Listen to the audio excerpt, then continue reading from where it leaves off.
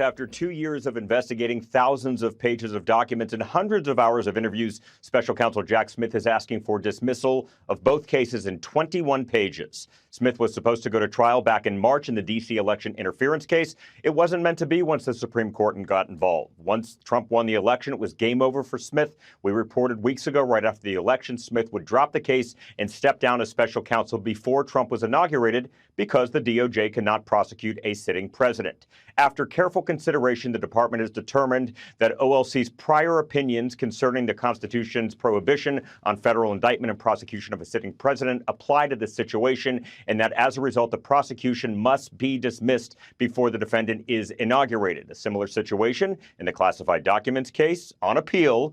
After the judge dismissed the case, this is down in Florida, Smith asking the appeals court to dismiss that case, given that Trump won the election. Now, Smith does go on to note this outcome is not based on the merits or strength of the case against Trump, meaning he believes he had the evidence to convict Trump in a court of law, but he won't prosecute a sitting president. He will, however, continue with prosecuting the two other defendants in the documents case. Trump's team was quick to react, telling Fox News, in part, today's decision by DOJ ends the unconstitutional federal cases against President Trump and is a major victory for the rule of law and the American people. And President Trump wants an immediate end to this political weaponization of our justice system, and we look forward to uniting our country. We now await rulings from the circuit court judges and Judge Tanya Chutkan in D.C., who are expected to dismiss both cases. Yeah, this was the right decision by the Department of Justice. As has been mentioned, we were expecting this, but this is because of DOJ's longstanding policy about not indicting / prosecuting a sitting president.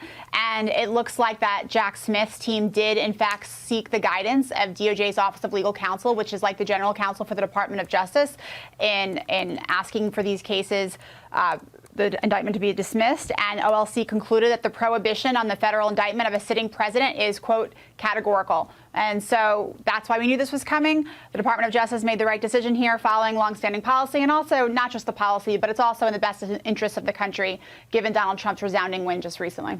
You know, Carrie, we knew that this was going to happen, so it's no surprise, but it is rather interesting to note that after all of this money that was spent, out of all of this time that was spent, all of the prosecutors and the attorneys that Smith had working for his office on these two cases, that it just gets summarily dropped because of two things: the Supreme Court decision about immunity and the fact that a majority of Americans, more than 76 million, said they like Donald Trump. They don't care what he's accused of doing. They wanted him to be president. But your question gets to the wisdom of even bringing this case in the first place. You have the January 6 cases, you have the classified documents cases. I've said this many times on air. Just because you can do something doesn't mean that you should. And there are all kinds of things that a prosecutor weighs. There are all kinds of things that an attorney general weighs. It's a lot more gray than people realize. Yes, you balance the law, but you also balance what is fair, and you also balance what is good for the health of a nation. When you are coming at a former sitting president and the possible future president, you have to be so incredibly careful, and you better hope, and your case, I should say, better be rock solid. I mean, there's no chance of it getting overturned. There's no novel legal theories, none of that. And in the January 6 cases, that just wasn't true. They were bringing untested legal theories. In other words, they were bringing the law against Donald Trump in a way that it had not been applied before.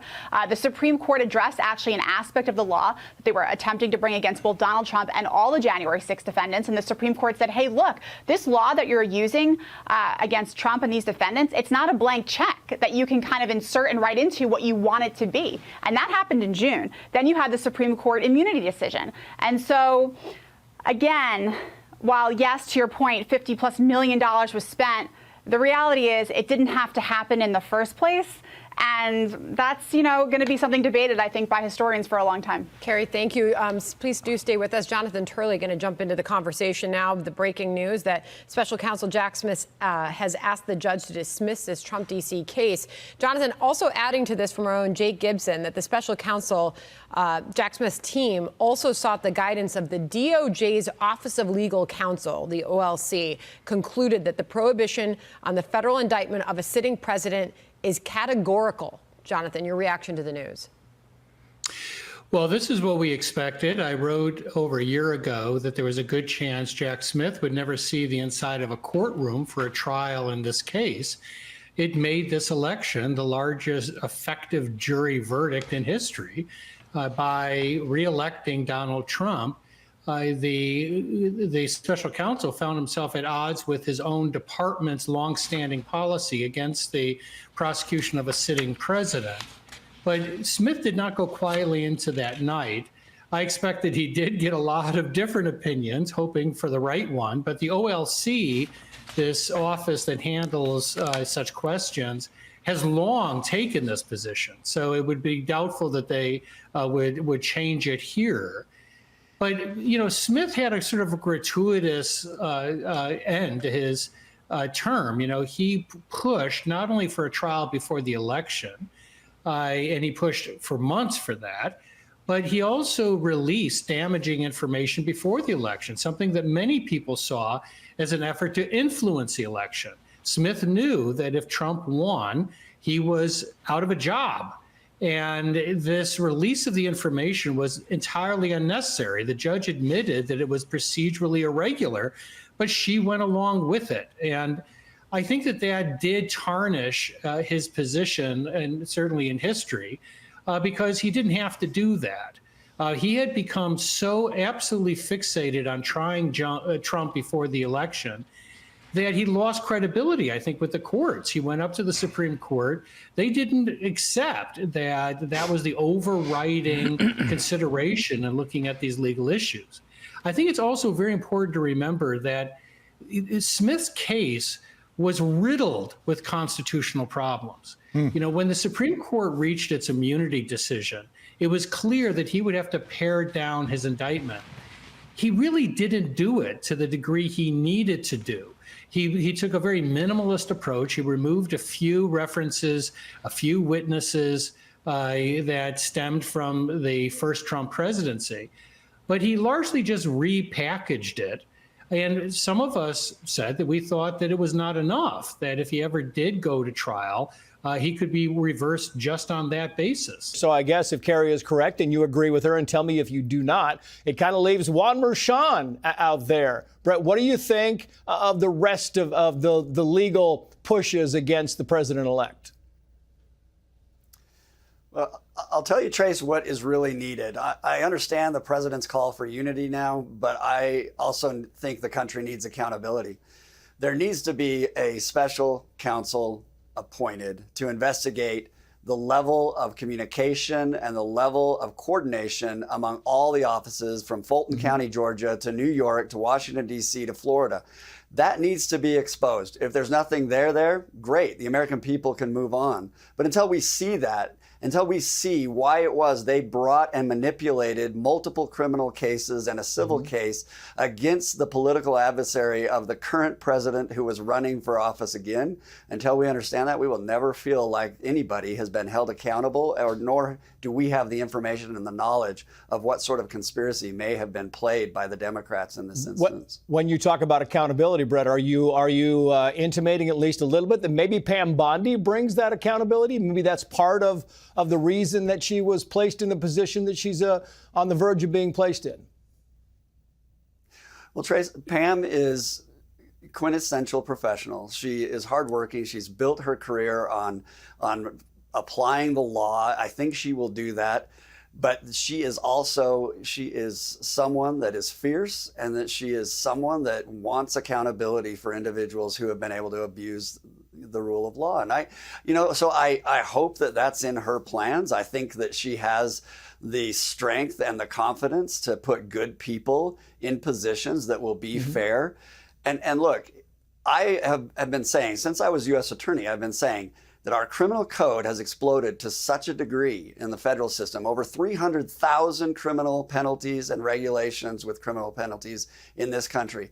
I can find a crime to apply to almost anybody I wanted to investigate. So you have to have people that are not willing to abuse that power that has been given to them. And I think Pam will set this country off in the right direction. And lastly, Brett, what do you think of Jack Smith saying that he stood fully behind these allegations? Is it one of those things where, look, I'm going to put this out there, I'm going to drop these cases, but I'm going to put this out there anyway? Or do you truly believe that he believes that?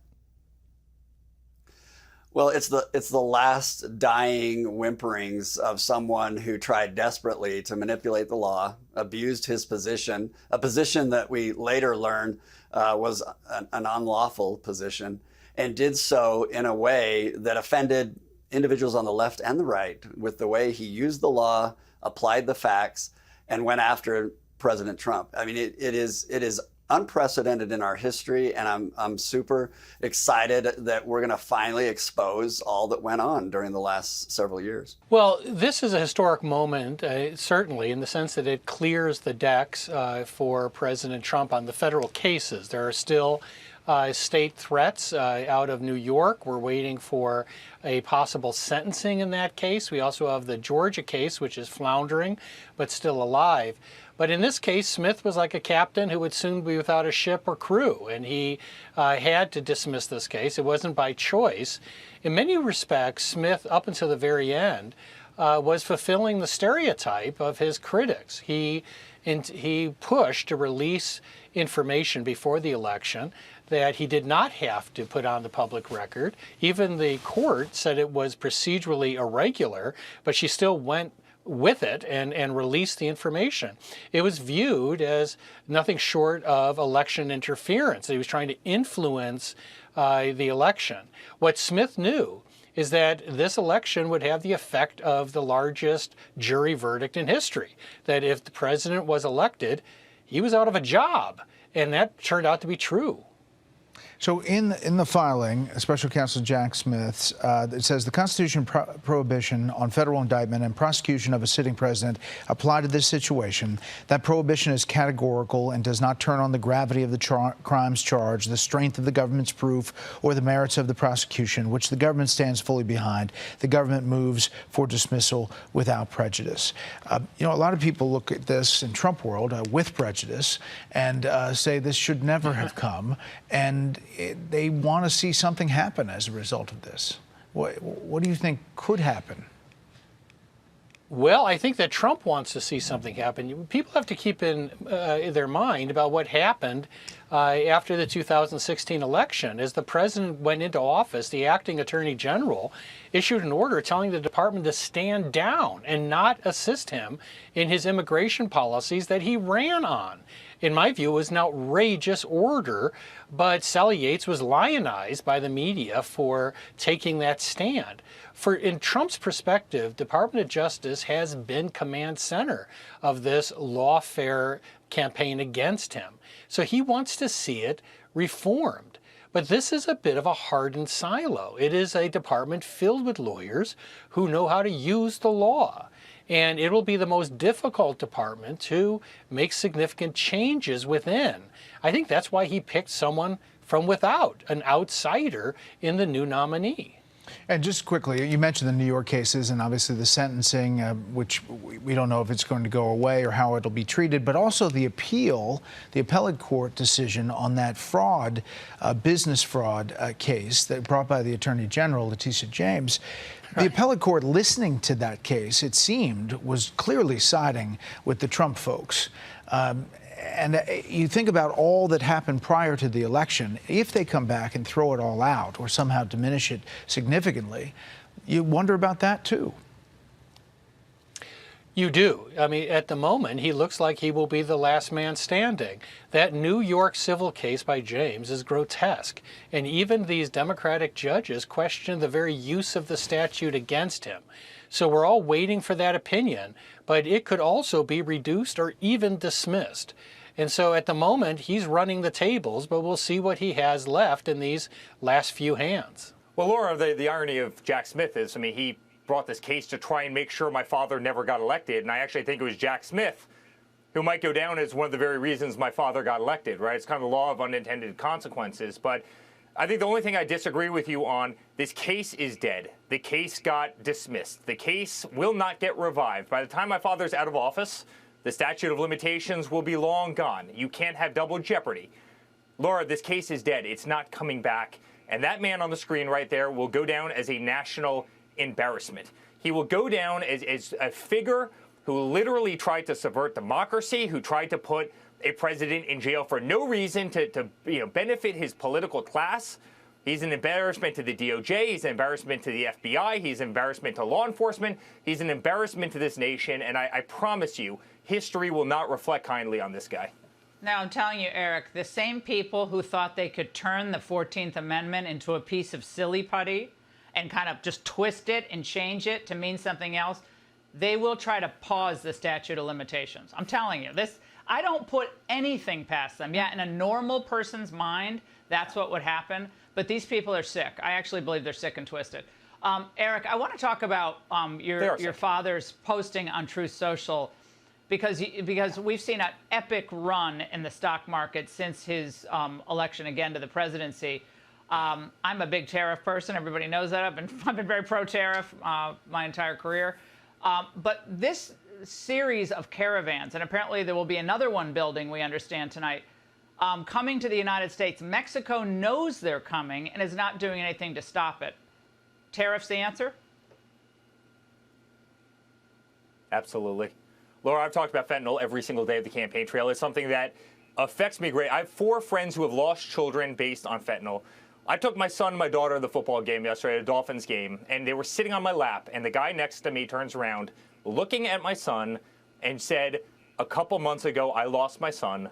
They killed him. They killed him with fentanyl. I lost my little boy. Cherish every single moment that you have. And he's literally looking at my son, sitting on my lap at his first NFL football game. And it broke my heart. When my father sent out that tweet, you want to allow drugs to come through our southern border? We're going to tariff you. You want to allow them to come through Canada? We're going to tariff you. China, if you're going to allow this stuff to get sold in our country, largely produced in China, we're going to add another 10% to your share. We are going to cost your countries, your economies. We're going to cost your businesses billions, hundreds of billions of dollars. If you think you're going to poison Americans, it's not going to happen. You're not going to destroy our youth. You're not going to destroy our society. You're not going to destroy our families. You're not going to do it. It's going to cost you. I'm going to put an end to it. Laura, when my father sent that 20 minutes ago, I literally cheered out loud. There's nothing more twisted and perverse than what the cartels have done, what China has done. And you know what? Biden and Harris have literally been absent. They don't even talk about it. They haven't even talked about the fentanyl crisis that is killing so many people. Laura, it's 320,000 people. 320,000 kids died in the last year based on... Yeah, but this was their strategy to flood the country. You have police departments... with new people. I mean, Laura, you have police departments in this country that are... You have police departments in this country that are running out of Narcan. That's how bad the problem is, right? They can't keep it in stock. People are dying by the thousands. And this is exactly why the American people voted for Donald Trump. They want a guy who will take this kind of action. They want a guy who will literally be very transparent. Before he's even in office, he's calling these countries out. I'm telling you, he's going to stop the problem. And this is exactly how you use tariffs. This is exactly how you use it. I have a feeling Mexico will find a way to stop those migrant caravans coming across the border.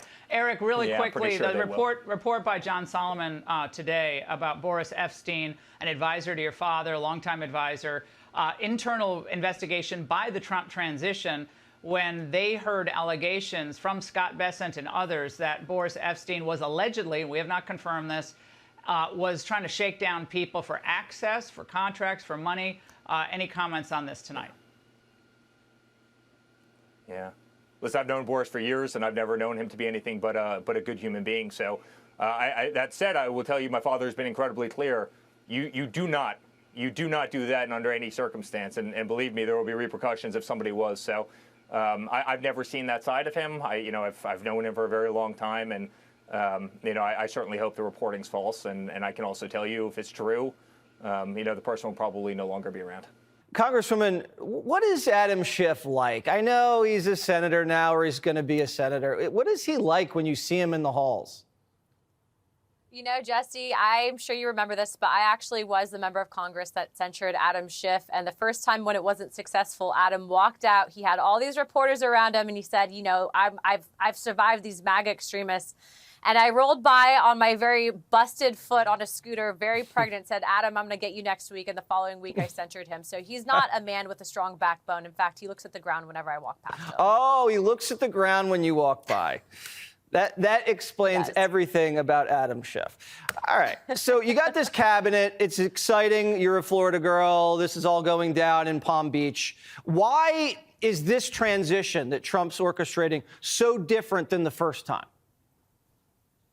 You know, I think right now there's so many more people, especially converts, that realize that the Democrat ideology and party simply wasn't working out, not just for them, but for the American people. And so you are right. He's created somewhat of a coalition government, but of people that have great ideas that people are excited to vote for, that we're seen as political outsiders.